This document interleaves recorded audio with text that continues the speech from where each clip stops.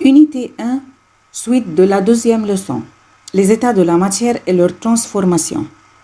On a vu dans la leçon précédente que la matière se trouve sous la forme de 3 états. L'état solide, l'état liquide et l'état gazeux. Comme pour l'eau, l'état solide ce sont les glaçons, l'état liquide c'est l'eau et l'état gazeux c'est la vapeur d'eau.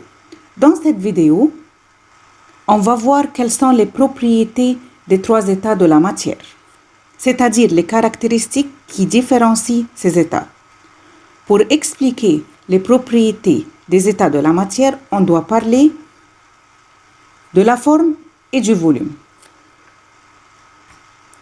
Pour les solides, mets une balle dans un récipient. Compare entre la forme et le volume de la balle dans le récipient et sa forme et volume réel. Est-ce que le volume et la forme de la balle changent quand tu la mets dans le récipient? Nous remarquons que le volume et la forme de la balle ne changent pas, car la balle est un solide.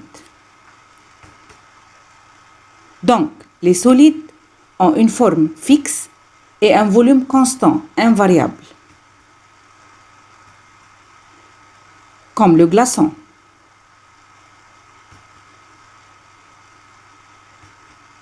Et les particules des solides sont ordonnées et compactes.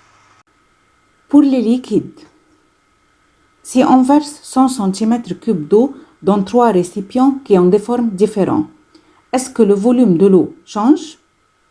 On remarque que le volume de l'eau ne change pas, mais l'eau prend la forme du récipient qui le contient. Donc, on conclut que les liquides ont une forme variable, prennent la forme du récipient et ont le volume fixe, comme l'eau. Les particules des liquides sont désordonnées et agitées. Pour les gaz, si tu presses sur un ballon gonflé, est-ce que la forme et le volume du ballon changent? On observe que la forme et le volume de l'air changent en pressant sur le ballon.